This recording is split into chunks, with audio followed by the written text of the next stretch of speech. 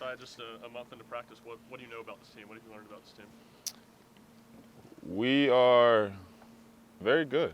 I'm very pleased with where we're at right now, but we have a long way to go. We've obviously have new faces, new players, so we're playing much differently, and I think we're a lot better than we were last year at this time. And I'm just happy with where we're at, but knowing that we have a lot to improve on. How excited are you to see this mesh of new players and veterans together against a team like Michigan State? I'm very excited. You know, that game on Sunday will tell us a lot on both ends of the floor, offensively and defensively.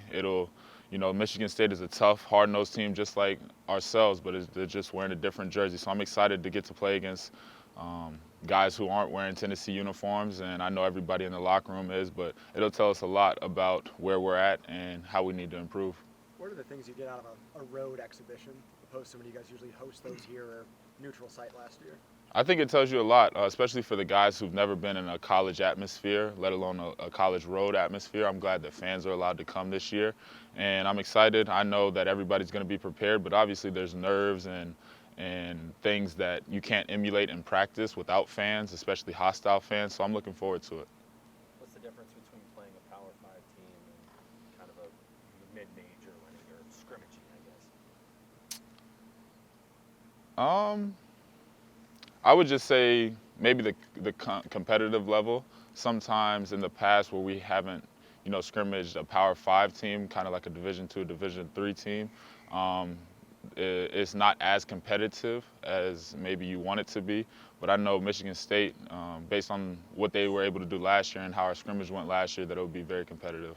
So I know you still have more to learn about this team, especially after this game, but how much better of an offensive team do you think you guys can be this year? Much better. I feel like everybody who was on the team last year and who's here this year, we've grown in many ways on both ends of the floor, but specifically on our offensive end. And then the newcomers, the freshmen and the transfers that we have are very dynamic, both on the ball and off the ball. And just the style of play that we're playing with, it's a little tweaked from years past, and so we're playing much faster, trying to get up and down the floor a lot more, so we have more offensive possessions. Without Santi this weekend, how good will it be for the newcomers, transfers, and freshmen to kind of be thrown into the deep end there? Yeah, it'll be really good. I'm obviously very sad that Santi won't be out there, but, it'll be really good for other guys to step up because I feel like we know what we're going to get out of him each and every night. But, with guys who haven't been in the fire on the road before, it'll be a good test for them against a great competitive defensive team that we know is going to come to play. Where are the newcomers at understanding the expectations defensively in this program? I feel like they're catching on very well. Some are ahead of others. Obviously, there's so much you have to learn in so little time. It's taken me 3-4 years to figure it out. But the guys are moving along really well. There's definitely a difference between when you're playing against the starting group and the non-starting group and the guys who've been in it. And so it's easier when they're with us and we can kind of coach them along. But when we're playing against them, we're trying to kill them. So, but it's easy in film. As we started watching film, it's giving them another outlet to explore and how to learn how to get better and where they're supposed to be. But they're moving right along very well. How much have you seen Dalton Connect help your offense spread the floor and such? Yeah, a whole lot. DK can score at all three levels. I would put him and Tyreek Key up there as the best shooters I've ever seen. Me and DK are workout partners. We work out with Rod, and he's pushing me. I get upset when I'm not holding up my end of the bargain on shooting or whatever drill we're doing. But yeah, he's really dynamic with the ball in his hands and off the ball as well. And I know for a fact that he'll take our offensive game to a whole nother level. Josiah, what do you see from Freddie and I guess the difference from when he got here in January till now? How much of a benefit do you think it was for him to do that? I think it was very, very beneficial for Freddie to get that experience under his belt. And I've seen a lot of growth on the court and off the court. Freddie, when he got here, he could care less about defense and what that required. But now he's starting to learn that, you got to be able to guard on the ball and off the ball. And I've seen a lot of improvement in his off the ball defense in a lot of areas. And then offensively, he's very dynamic. He's quick, he's strong, he's big. And he's kind of like Zakai, but in a 6'5" body. And so he's able to do a whole lot on both ends of the floor. Are you liking the progress Zakai is making?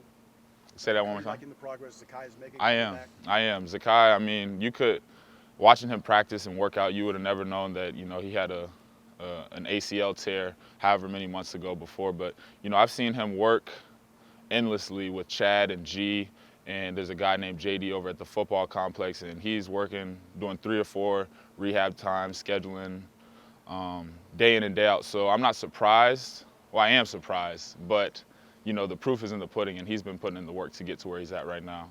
What have you seen from 2 of those younger big men, Cade and JP? Maybe next time. JP and Cade are very good. They're going to help us a lot defensively.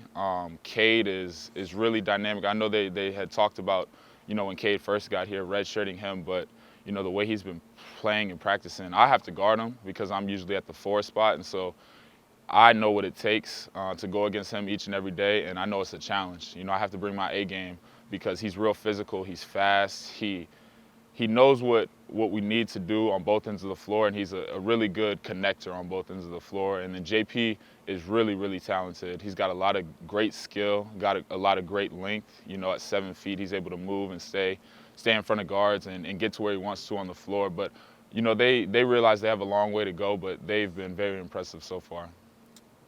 Rick talks about the non-negotiables defensively. What do you feel like those non-negotiables are, where if you make this or that mistake, you're definitely coming out of the game? Well, our biggest thing is 5 moving as 1, and so you can kind of tell when there's a lapse in a person on the ball, off the ball. So the biggest things are staying in front of your man, guarding your yard, we call it, and then off the ball, just moving as 1, as a unit. And we don't like to switch too much. We like to keep the matchups how they are. And so I just say staying in front of the ball and just being able to not give up separation off the ball. Josiah. Appreciate y'all. Josiah. Thanks, Jake.